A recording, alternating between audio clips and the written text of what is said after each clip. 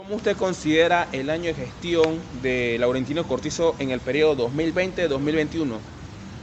Bueno, yo creo que el principal reto, bueno, hay que admitirlo, es un gobierno que enfrenta la peor situación social y económica de la historia republicana del país después de la depresión del 29.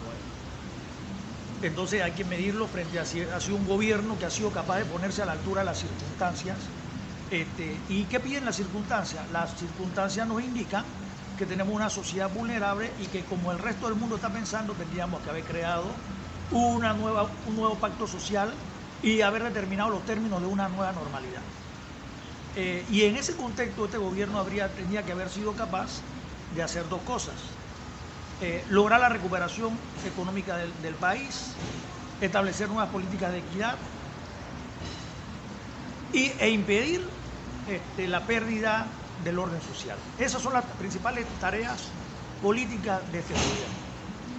Por lo que se ve, creo que no ha sido capaz de lograr ninguna. Todavía los panameños no sabemos cuáles son los términos de la nueva normalidad. Es decir, todo indica que si esta sociedad vuelve a la presencialidad y resuelve de mayor o menor manera su problema sanitario, volveremos a tener el mismo país con corrupción, con instituciones que no funcionan, con una sociedad a la deriva y estructuras políticas que no son confiables para la población panameña. ¿Cómo podemos determinar que esto ha sido así? Bueno, cuando miramos de fondo vemos que nada ha cambiado y la gente se sigue quejando de lo mismo, y es porque lo mismo sigue ocurriendo aún en un caso tan delicado como la pandemia. Del 2020 al 2021 es obvio que no hubo cambios de política, se mantuvieron solo la política de subsidio, no hay un planteamiento claro de cómo se daría el crecimiento económico. El argumento fundamental sigue siendo los préstamos al extranjero y están atenidos a que ciertas condiciones internacionales favorezcan el crecimiento de Panamá. Eso es como jugar la lotería. Es decir, todo indica que el gobierno ha sido incapaz de determinar una política económica creíble y sustentable. ¿Qué usted opina sobre la extensión del bono solidario hasta el 31 de diciembre del 2021 con las nuevas medidas condicionadas, ¿no?, con el trabajo o el servicio social o el trabajo voluntario y las 24 horas en el INAH de los cursos, pero también con extensión, la flexibilización del crédito hasta finales del mes de septiembre? Bueno, todo eso no hace más que reiterar lo que veníamos diciendo de que no existen políticas reales y novedosas.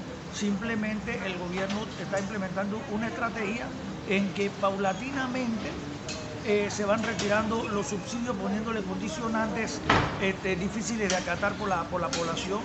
Pensamos que la banca y todos los mecanismos de control social se van a seguir dilatando hasta mientras exista la crisis. Por lo tanto, no es extraño que se extiendan los préstamos del sector bancario, no es extraño que continúen los subsidios, pero toda esa es una política de contención. Cuando el gobierno quite el velo de lo que ha quedado en el fondo, que es la verdadera situación económica del país, entonces tendrá que estar preparado para enfrentar probablemente un duro momento de conflictividad social. Sobre este tema de la conflictividad social, ¿qué usted opina sobre este año donde ha sido denunciada la policía por el exceso de fuerza o los estamentos de seguridad? Bueno, mira, a mí me parece que la policía vive grandes momentos de tensión y lo va a vivir más.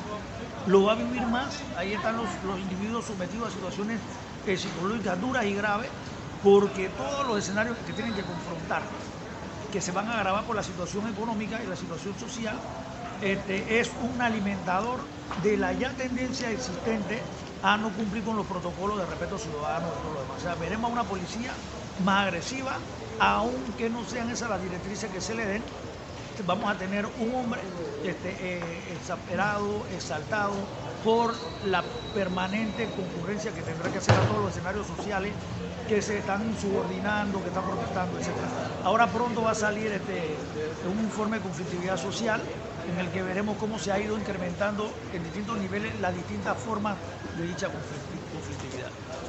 Primero, es evidente que el gobierno ahora ya tiene que enfrentar una situación social totalmente diferente, con 1.340.000 pobres por lo menos, ahora concentrados en áreas urbanas, Es evidente que lo único que el gobierno, del único recurso que el gobierno ha dispuesto son de subsidios, subsidios y más subsidios, y no va a poder depender a corto plazo, como no lo ha hecho, de lograr reestructurar la plataforma económica del país. El gobierno ha sido totalmente ineficiente, ha sido incapaz de presentar un plan coherente que nos diga que este país se va a levantar económicamente con sus propias competencias.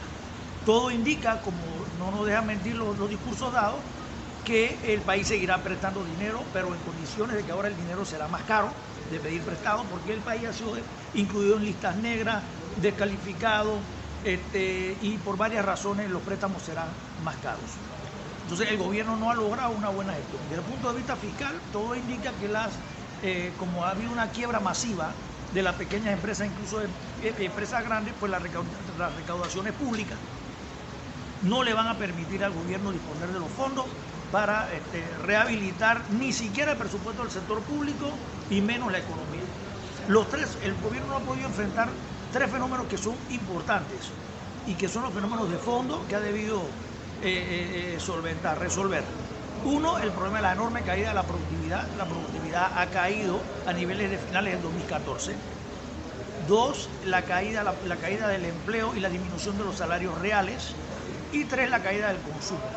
Fenómenos que se han venido produciendo, entre otras razones, por el hecho de que la banca no ha sabido colaborar con la gestación de los fondos y los apoyos que necesitan, y porque el gobierno, que ha sido su principal error político, ha sido el defender a la banca, a las élites, en oposición a que en este momento debieron haberse dado políticas para que fueran las masas las que tuvieran mayores oportunidades de recuperación.